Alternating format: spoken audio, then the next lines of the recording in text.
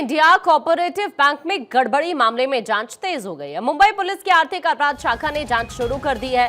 मुंबई में new India cooperative bank पर ban लगा दिया गया है। अनियमितताओं के चलते आरबीआई ने बैन लगाया है और बैंक से पैसे निकालने जमा करने पर 6 महीने तक के लिए रोक लगा दी। हालांकि दूसरी तरफ रिजर्व बैंक ने new India cooperative bank limited Mumbai के निदेशक मंडल को भी 12 महीने के लिए भंग कर दिया है। बैंक के संचालन के लिए नया प्रशासन नियुक्त किया गया है। इससे पहले आरबीआई ने मुंबई में न्यू इंडिया कोऑपरेटिव बैंक से पैसे निकालने, जमा करने, लोन देने और किसी भी प्रकार के लेन देन पर पूरी तरह से प्रतिबंध लगा दिया था। सत्य प्रकाश इस वक्त हमारे सहयोगी हमारे साथ जुड़ रहे हैं। सत्य प्रकाश, अब मामले में कैसे कैसे जांच आगे बढ़ रही है? बिल्कुल आकांक्षा जी, देखिए न्यू इंडिया बैंक के बाहर बोरीवली की शाखा के बाहर मैं खड़ा हूं और आज दूसरा दिन है। लोगों को इस बात का चिंता है कि उनके खाते में जो पैसे डिपॉजिट किया गया है वह कैसे निकाल पाएंगे। हालांकि बैंक के तरफ से सिर्फ लॉकर्स में रखे हुए कीमती सामान और पैसे निकालने की अनुमति दी गई है।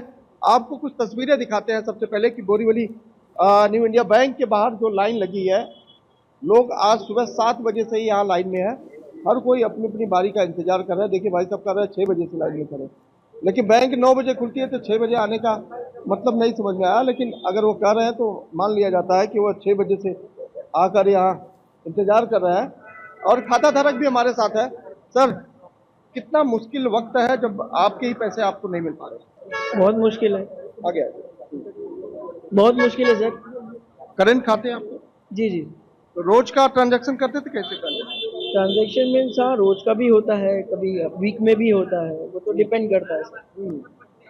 अभी बैंक ने पूरी तरह से ट्रांजैक्शन पर रोक लगा दिया, तो कितनी दिक्कतों का सामना करना? तो दिक्कत तो बहुत है, अभी इसको कैसे बोलेंगे दिक्कत तो काफी है। लॉकर्स के लिए परमिशन खाली दी गई है, ऐसा? जी जी जी जी जी जी जी। लॉकर्स के लिए ठीक है, मगर कैसा है कि डेली के जो ट्रांजैक्शन है वो बंद हो गए आपके। अगर आप एक ही बैंक में डिपेंड करते हो तो बहुत सारे इश्यूज आ जाते हैं। तो आप उसको कैसे भी करोगे भी, बैंक अभी कुछ तो पता ही नहीं है कभी हमारा पैसा कभी क्या रिलीज होगा या ट्रांजैक्शन कैसे कर सकते हैं। तो आरबीआई से यही है कि जो भी मीन्स जो नॉर्मल उनके बैंक होल्डर्स हैं उनका जल्दी से जल्दी ट्रांजैक्शन स्टार्ट करवा दें। तो देखिए जल्दी से जल्दी ट्रांजैक्शन स्टार्ट करा दे। लेकिन सबसे बड़ी बात, यह पूरा मामला अब ईओडब्ल्यू को दे दिया गया है, महाराष्ट्र की आर्थिक गुना शाखा को दे दिया गया है, क्योंकि न्यू इंडिया बैंक के द्वारा ही यह शिकायत की गई थी, जिसकी जांच जो है ईओडब्ल्यू कर रही है। ईओडब्ल्यू यह जानने की कोशिश कर रही है कि आखिरकार इस पूरे मामले में आरबीआई ने जो बैन लगाया है उसमें किस तरह की अनियमितता है और इस अनियमितता के पीछे कितनी गड़बड़ी सामने है, इसका जांच जो है बिल्कुल ईओडब्ल्यू करेगी। लेकिन मुंबई में लगातार देखा जा रहा है कि मुंबई की जितनी शाखाएं न्यू इंडिया बैंक की है वहां पर इसी तरह की अमूमन भीड़ है।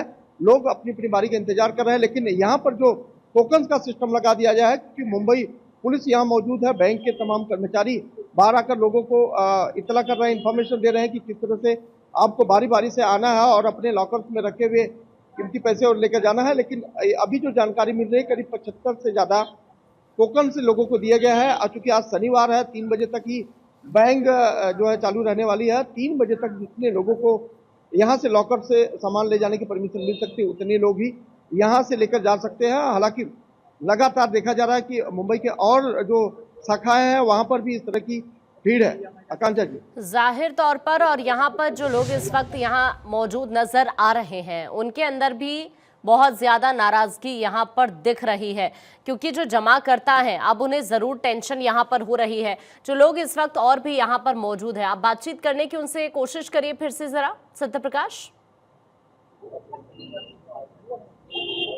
बिल्कुल आकांक्षा, बात करते हैं। लेकिन एक बात जरूर है कि लोगों को के मन में एक ही बात खाली है कि उनके पैसे कब मिलेंगे और मिल पाएंगे कि नहीं। सर, आपके खाते यहाँ पे है? नहीं, मेरे पापा का है। तो आप डिपॉजिट लेने आए हैं या फिर लॉकर? तो पैसे जो है वो तो नहीं निकल पाएंगे? वो तो डिपेंड करता है आगे क्या होगा। मैं क्या बोलूँ, आप मेरे से क्या सुनना चाहते हैं वो बता दीजिए। तो देखिए, आपके खाते हैं यहाँ पर? हाँ है। तो पैसे डिपॉजिट करने निकालने आए थे कि क्या? निकालने आई। तो क्या बोला गया बैंक की तरफ से, क्या बोला गया? अभी नेक्स्ट अपडेट आने तक वेट करने के लिए बोला हुआ है। हाँ? नेक्स्ट अपडेट आने तक वेट करने के लिए बोला हुआ है। तो रोजाना ट्रांजेक्शन करते थे या कभी कभी करते थे बैंक से? नॉर्मल पब्लिक है सर जी, सेविंग अकाउंट है, कभी कभी डिपॉजिट होता है, पेंशन आती है, जरूरत लगती है तो हम लोग निकालते हैं। अभी उन लोग ने बोला हुआ है कि नेक्स्ट अपडेट आने तक वेट करो करके। अभी आरबीआई ने तो 6 महीने के लिए बैन लगा। अभी यार हम लोग के लिए सोर्स तो आप ही, आप जो बताओगे वो लोग बताएंगे तभी नोटिस पता चलेगा क्या आ रहा है क्या नहीं आ रहा है करके। अभी आप हमको RBI ने पूछ रहे, हम कैसे आपको बताएं? अभी हम लोग भी आए उसको ही पूछने के लिए आए कि क्या अपडेट है करके। कोई जानकारी दिया बैंक ने? एक ही अपडेट दिया है, नेक्स्ट 6 महीने तक सारा फ्रीज है, 2-3 दिन के बाद अपडेट आएगा, पता चलेगा।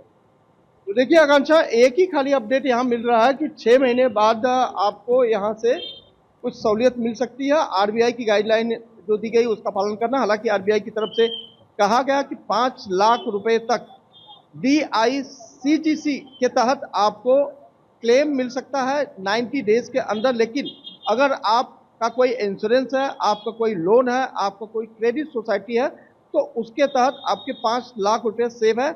और यह तब है जब आपको ऐसा डर लगता है कि बैंक डूब जग सकती है, तो इस कंडीशन में मतलब आपके 5 लाख रुपए सेव माने जा रहे हैं। हालांकि यह पूरा मामला जांच का है, क्योंकि ईओडब्ल्यू भी जांच कर रही है और आरबीआई भी अंडर ऑब्जर्वेशन रखी हुई कि अगर बैंक की हालत ठीक हो जाती है तो बैंक को वापस से सुचारू रूप से चलाने की परमिशन दी जा सकती है। लेकिन इन 6 महीने में कोई भी ट्रांजेक्शन किसी का भी नहीं हो सकता, ये सबसे बड़ी बात है। और इसीलिए लोग जो चिंता व्यक्त कर रहे हैं कि बैंक में जो पैसे हैं वो किस तरह से निकाले जाए। काफ़ी लोग ऐसे हैं जिनकी जमा पूंजी सिर्फ एक ही खाते में है, जो न्यू इंडिया बैंक के खाते में है। काफ़ी लोग ऐसे जो रोजाना ट्रांजैक्शन करते हैं, रोजाना पैसे निकालते हैं और अपने लोगों को देते हैं, चाहे वो छोटी सैलरी वाले हो या फिर छोटे कामकाज वाले हो। तो ऐसे तमाम लोग हैं जिनकी दिक्कतें बढ़ने वाली है। जाहिर तौर पर हर किसी को ये जानकारी अभी तक नहीं मिल पाई है कि क्या हुआ पैसे निकाल कर। कुछ लोगों को बताया जा रहा है कि 3 महीने बाद आप पैसे निकाल सकते हैं, 3 महीने बाद सहूलियत मिल जाएगी। लेकिन आरबीआई की जो गाइडलाइन है 6 महीने तक कोई ट्रांजैक्शन नहीं हो सकता। और अगर 5 लाख का आपको सहूलियत चाहिए तो आपको DICGC के तहत जाना होगा, यानी कि क्रेडिट सोसाइटी या इंश्योरेंस का हाँ। क्लेम करके आपको डायरेक्ट जहां से आप क्लेम करेंगे उनको ही दिया जाएगा, आपको नहीं दिया जाएगा। जी। लेकिन सत्यप्रकाश, इस तरह की भी खबरें हैं कि बैंक का जो निदेशक मंडल है उसे भी 12 महीने के लिए भंग किया गया है और यहाँ पर जो बैंक का संचालन करने के लिए एक नया प्रशासन यहाँ पर नियुक्त किया गया है। इसको लेकर फिलहाल क्या अपडेट आपको मिल पाया है? देखिए, ईओडब्ल्यू के अधीन यह जांच चल रही है। आज से ही ईओडब्ल्यू ने जांच शुरू की है। ईओडब्ल्यू की टीम बनाई गई है, टीम पूरे मामले को देख रही है और जो बैंक के प्रबंधन द्वारा शिकायत की गई है उस शिकायत को लेकर यह देखना बेहद जरूरी हो जाएगा कि आरबीआई ने जिस अनियमितता के तहत बैंक को बैन लगाया है उसमें कितनी बड़ी गड़बड़ी है, उस गड़बड़ी को क्या हल किया जा सकता है या उस गड़बड़ी को सुधारने का कोई मौका मिल सकता है, इसकी जांच करेगी। उसके बाद जब वह रिपोर्ट देगी तब आरबीआई जो है आगे का निर्णय लेगी। तो पूरी तरह से कहा जा सकता है कि आरबीआई ने जो गाइडलाइन दिया है वो ग्राहकों के पात्रता के लिए दिया है, ग्राहकों की सुविधा के लिए दिया है, क्योंकि आगे बैंक दिवालिया न हो उससे पहले यह फैसला लिया गया है। इसीलिए 6 महीने का वक्त जो है आरबीआई ने न्यू इंडिया बैंक को दिया है। ठीक है सत्यप्रकाश, अभी के लिए आपका शुक्रिया इस तमाम जानकारी के लिए।